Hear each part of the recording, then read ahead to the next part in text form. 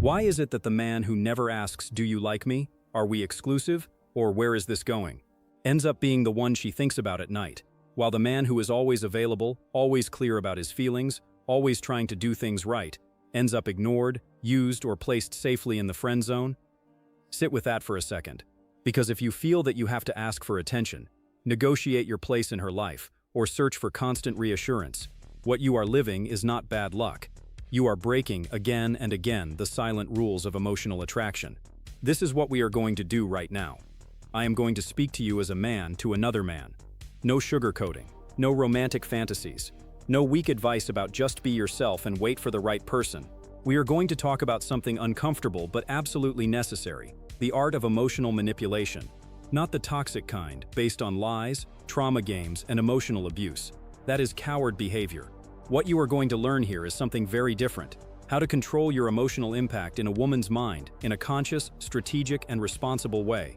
You will stop being emotionally manipulated, and you will become the man who creates desire instead of begging for it. Let's begin with a brutal truth. Every time you ask for desire, you kill it. Every time you ask, "Do you still like me? Why didn't you reply? Are we okay?" you surrender your power. You stop being the man who creates an emotional experience, and you become the man who asks for emotional permission. The female brain is not wired to feel deep attraction for a man who is asking to be chosen. It is wired to feel attraction for the man who already moves as if he is a prize, as if he is a choice, as if his presence has weight and value with or without her approval. So what is emotional manipulation in a healthy, strategic sense? It is the ability to influence how someone feels in your presence while staying authentic and respecting their boundaries. Seduction, when it is healthy, is not about words. It is about emotional states. She does not remember every sentence you said. She remembers how she felt when she was with you. If she felt excited, challenged, seen, slightly off balance but safe at the same time, her body will associate you with desire. If she felt pressure, guilt, emotional neediness, or constant anxiety coming from you, her body will associate you with obligation or discomfort. Desire does not grow in obligation. Desire grows in emotional tension and freedom. That brings us to the second truth. Desire is not created by logic. It is created by tension. Not drama for the sake of chaos, but a specific kind of inner tension between what she feels now and what she could feel if she steps deeper into your world. There is always a gap between her current emotional reality and the emotional possibilities she imagines with you. When you manage your energy, your silence, your boundaries, and your mystery correctly, that gap becomes the engine of desire. When everything about you is too clear, too available, too predictable, her curiosity dies. When there is a mix of warmth, challenge, calmness, and intelligent distance, her desire grows almost against her will. That design of desire starts with you, not with her. Before talking about messages, phrases, or psychological techniques, you need to look inward. If inside you there is desperation, fear of abandonment, and an obsessive need for approval, no technique will save you. Your words might sound confident, but your energy will always betray you. The female nervous system is extremely quick at picking up nonverbal signals. She feels inconsistencies between what you say and what you really are. She feels when your confident tone is just a mask for insecurity. The first level of ethical emotional manipulation is self-regulation, mastering your own state. A calm man with standards, a man who respects himself when he is alone, is already manipulating his environment in his favor without saying a word. His energy is rare, and the human brain tends to assign high value to anything that is rare. Ask yourself honestly, when you are attracted to a woman, do you immediately alter your behavior for her? Do you text more often, respond faster, cancel important plans, over-explain everything you do, just to avoid losing her interest? That is emotional self-betrayal. Every time you betray yourself to not lose someone, your presence becomes cheaper. You feel like you are showing care, but what she feels is that you are selling your self-respect for temporary attention. A man who creates desire does not lower himself to be accepted. He does not run after anyone who is walking away without reason. He observes, he calibrates, and he decides, is this interaction worthy of my emotional energy? That simple internal decision completely changes how you walk, how you talk, how you listen, and how you respond. One of the most powerful principles in attraction psychology is the exchange of value and validation. Most men play this game backwards. They give validation first, in excess, without any calibration. Constant compliments, constant attention, constant emotional availability. They throw their value onto the table, hoping that she will pay with desire and commitment. It does not work that way. In a healthy dynamic, you reward investment, not potential. You do not give deep validation because she is attractive or because you feel lonely. You validate based on how she shows up, how she respects your time, your presence, and your standards. This is where healthy emotional manipulation appears clearly. You decide when and how to validate. You do not validate from fear. You validate from choice. When you praise everything, your praise means nothing. When you praise selectively, calmly, and only after she invests or behaves in a way you genuinely value, your approval becomes a reward. The emotional system is wired to respond strongly to unpredictable rewards. When your attention and your validation are always available, always immediate, always predictable, there is no tension. When your presence is warm but not automatic, when your responses are honest but not desperate, when your validation is real but not free, her mind starts asking, what does this man really think of me? What else is there inside him? That question is the beginning of psychological attraction. Another crucial element in creating desire is contrast. Without contrast, there is no impact. If you are always pleasant, always agreeable, always adapting, never setting limits, never disagreeing, you become emotionally flat. The female psyche needs contrast to differentiate you from every other man. That does not mean you must be aggressive or rude. It means you need to be capable of both warmth and firmness, kindness and authority, humor and seriousness. When you only operate in one mode, the nice, gentle, always understanding man, she experiences you as safe but not exciting. On the other hand, if you only show toughness without sensitivity, you might create tension, but no emotional safety. Without safety, desire cannot deepen. You want to embody something very specific: calm intensity. Calm because you are not desperate. Intense because you are fully present. Calm intensity feels like this. You look at her when she speaks, and you truly listen. You are not thinking about the next clever line. You are not performing. You are there. You do not rush to fill every silence. You are fine with silence. You do not joke away every sincere moment. You allow space. You maintain eye contact. And you do it from grounded stillness, not from restless hunger. That extra second of presence, when it comes from a relaxed body and a strong mind, creates a charge in the air. That is emotional manipulation in a clean way. You are using presence, not pressure. You are giving her internal space to feel something, without forcing a script on her. You are not asking, "Tell me that you like me." You are letting the moment speak for you. Another behavior that destroys your emotional power is overexplaining. When you constantly justify your actions, your preferences, your limits, you are sending a hidden message. I am afraid that you will not approve of me, so let me prove that I am not a bad guy. Attraction is not created by endless explanations. Attraction is created by clarity plus mystery. Clarity means she knows who you are, what you want, and what you do not tolerate. Mystery means she does not know every detail of your past, your fears, your emotional wounds, and your plans in the first days or weeks. Emotional manipulation in a healthy way here means this: you share enough to be real, but you do not dump your entire emotional history on her. You decide when to reveal a deeper layer. When you choose the timing and the depth of your vulnerability, you control the emotional rhythm of the interaction. Time management is another silent form of emotional manipulation that most men misuse. Many men treat their time as if it has no value. They answer instantly. They are always available. They drop everything for a message. They cancel their own plans for any last-minute change. That is not being a gentleman. That is being a resource. A man who creates desire is generous with his attention but selective with his time. He does not ignore people for sport, and he does not follow childish rules like always wait 3 hours before replying. He simply organizes his life around his purpose, his work, his training, his growth, his rest. From there, he shares his time. When she feels that your life does not revolve around her, that you already had a meaningful direction before meeting her, she feels respect and curiosity. Respect, because you do not sell your time for a tiny bit of affection.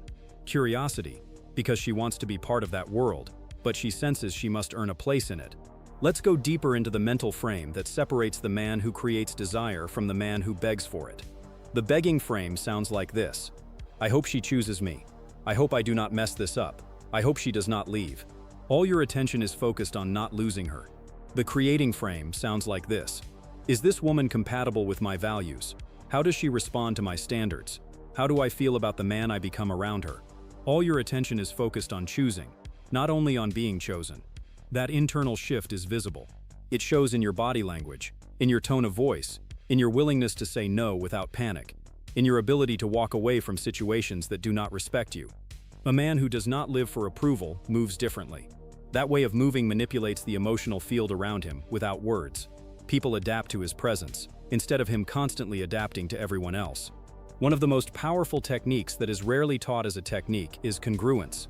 Congruence means your words, your emotions, and your actions are aligned. Many men try to say confident things while feeling needy inside. That dissonance is noticeable. Healthy emotional manipulation here is about realigning your inner message with your outer behavior. If you say you are busy, but you are constantly online and ready to respond, she sees the inconsistency. If you say you do not want drama, but you react explosively to every test, she sees the inconsistency. If you say you have standards, but you tolerate repeated disrespect just to keep her, she sees the inconsistency. Congruence is attractive because it is rare. And again, what is rare is perceived as valuable. You also need to understand something that many men interpret in a childish way. Women will test your emotional stability, not because they are evil, not because every woman enjoys causing pain, but because their unconscious needs to know how solid you are. A test can appear as a small delay in answering, a sarcastic comment, a little contradiction, an emotional withdrawal. A man who begs for desire will react with anxiety, anger, or submissive apology. A man who creates desire notices the test, stays centered, and responds consciously. He does not collapse, but he also does not start a war. He answers from calm clarity. That response is a powerful emotional signal. This man does not break easily, and stability combined with mystery is one of the strongest formulas for deep attraction. Language is another tool for emotional control. The words you choose can raise or lower tension. Most men talk to fill space, to avoid silence, or to show off their intelligence. They overexplain, they exaggerate, they talk non-stop. A man who understands emotional impact speaks differently. He can be playful and light, but when he wants to mark something important, he simplifies his words. He slows down his voice. He allows silence before and after a key sentence. He uses fewer words but with more intention. When you control rhythm and silence, you are literally guiding the emotional waves of the interaction. That is manipulation in the sense of guiding, shaping, directing. The problem is not that you influence her emotions. The problem is when you do it unconsciously, from fear, instead of doing it consciously from self-respect. Modern communication habits make this even more critical, especially in messaging. Many men lose all their power in chat. They treat messages as the main battlefield. They try to solve every emotional tension, every misunderstanding, every definition of the relationship over text. They send paragraphs explaining how they feel, analyzing every detail, forcing sincerity in a medium that naturally lacks depth. A man who understands emotional impact uses messaging differently. He sees it as a bridge, not the house. The goal of text is to maintain a light, engaging tension and coordinate real-life interactions, not to carry the whole relationship on its back. That means you do not write novels, you do not initiate heavy emotional discussions in the middle of the night, and you do not beg for clarity through your phone. You keep your messages intentional, direct, and simple. If she takes time to answer, and you have things to do, you continue with your life. You are not glued to the screen analyzing her timing. You are not sending nervous follow-up messages.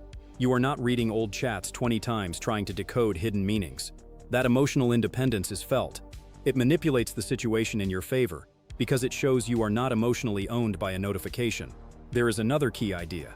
You do not chase emotions, you evoke them.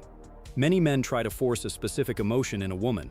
They want her to laugh, to feel impressed, to feel sexually charged, to feel romantic right now. So they push, too many jokes, too much flirting, too much intensity. That usually backfires. Instead, you want to create a space where certain emotions are more likely to appear. For example, if you constantly complain, gossip, and talk about everything that is wrong in your life, you create a field of heaviness. It will be very hard for her to feel desire inside that field. On the other hand, if you speak from a combination of grounded honesty, direction, humor, and emotional responsibility, you create a field of respect and attraction. You are not forcing her to feel anything. You are shaping the atmosphere. She chooses whether she wants to stay in that atmosphere or not. There is another element that almost completely decides whether you will be the one who leads the emotional game or the one who is dragged by it. Your relationship with rejection. If you fear rejection intensely, you are the one being manipulated. Every move you make becomes a strategy to avoid losing. When your brain is in that survival mode, it is almost impossible to be attractive. You are too reactive. You interpret everything as a threat. You are hyper-focused on every micro-signal, chasing confirmation. The paradox is that you become most attractive when you accept the possibility of losing anyone who cannot meet your standards of connection, not from arrogance, but from self-respect. When you know your life has meaning, direction, and joy with or without a particular woman, you stop begging. You stop negotiating your values. And when you stop begging, your energy reorganizes. You walk differently. Your voice changes. Your eyes change. You stop asking, "What do I have to do so that she wants me?" And you start asking, "Do I like the man I become when I am around her?" From that place, emotional manipulation changes its quality. It is not how do I make her feel something specific, but how can I bring my strongest, most grounded self into this interaction and let her emotional system respond naturally. You still use strategies. You manage your time, your words, your presence, your touch. But now everything comes from your center, not from your fear. That is the difference between conscious seduction and toxic manipulation. Toxic manipulation uses lies, guilt, gaslighting, and emotional punishment. Conscious influence of your emotional impact is about controlling your own behavior, creating healthy tension, and allowing both of you to choose from a clear place. If the connection grows, it grows. If it doesn't, you have the strength to walk away. Boundaries are one of the clearest expressions of clean emotional manipulation. A boundary is not an attack, it is a description of how you operate. When you say and live things like, "I do not tolerate insults during disagreements," or "I do not cancel my training or work frequently for anyone," or "I do not stay in situations where I am repeatedly ignored," you are reshaping the emotional field. You are saying, "This is the standard of behavior that exists around me." That alone influences how people show up. Some will move away because they cannot handle it. Others will adjust. But everyone will feel that you are not emotionally cheap. Bring in a Stoic perspective here, because real emotional strength always has a Stoic flavor. A Stoic man accepts that he cannot control what someone feels, but he can control what he thinks, what he says, and what he does. Creating desire from this mindset means not losing yourself when you are attracted to someone. You watch your own mind when it feels jealous, insecure, obsessive, or overly attached. You do not deny those feelings, but you do not worship them either. You observe them, you breathe, and you choose your next move based on your values, not on your panic. That inner discipline creates a calm presence, and calm presence in a chaotic dating environment is extremely attractive. What does all this look like in simple, practical behaviors? It looks like this. When you are with her, you are genuinely present. You are not trying to impress her with every sentence. You do not hide behind a performance. You ask real questions because you are actually curious. You listen and let her finish. You are not afraid to show disagreement with respect. If she says or does something that crosses your limits slightly, you do not smile and swallow it. You name it in a calm way. If she pulls back emotionally for a moment, you do not chase with panic. You keep your posture, your breath, and your direction. You might change the subject. You might mirror the distance a little. Or you might say directly, "I feel you went a bit cold just now. Did something shift?" That kind of honest, centered communication manipulates the interaction toward clarity instead of confusion. And when she shows genuine interest, when she initiates contact, asks about you, remembers important details, touches you more, your inner reaction is not, "Finally, someone likes me. I must hold on to this at any cost." You do not collapse into gratitude. You receive it as something natural. You respond. You enjoy it. You may move a little closer, but you stay grounded. You still have a life. You still have a direction. You are still willing to walk away if the dynamic becomes unhealthy. Start seeing every interaction as a lab of emotional states. Instead of thinking, "What should I say to make her like me?" ask, "What state am I creating right now?" Are you creating pressure or space? Are you creating calm intensity or anxious chaos? Are you creating clarity or confusion? Are you creating a sense of being grounded or a sense of desperation? When you become aware of this, you automatically become the emotional leader. And the emotional leader is always more attractive than the emotional follower. Consistency is also a huge part of this. A man who sometimes is strong and other times collapses into insecurity without any awareness creates instability. But a man who is consistently self-respecting, consistently clear, consistently responsible for his emotions becomes extremely magnetic over time. She knows you will not scream or insult her, even during conflict. She knows you will not accept constant disrespect. She knows you will not disappear randomly without explanation. She knows your basic line of behavior. Within that line, you can still be surprising, playful, and spontaneous. That combination of predictability in values and unpredictability in details is a powerful foundation for ongoing desire. So from now on, every time you feel the urge to ask for something that can only be inspired, love, desire, respect, deep validation, pause. Before asking what are we, ask yourself, what have I truly created emotionally in this connection? Before asking, do you still like me? Ask, what man have I shown her? A man who chooses himself, or a man who is begging to be chosen? Before trying to convince her of your worth, ask, am I actually living my worth, or am I only talking about it? You are not on this planet to be an emotional beggar. You are here to become a man whose presence naturally generates desire.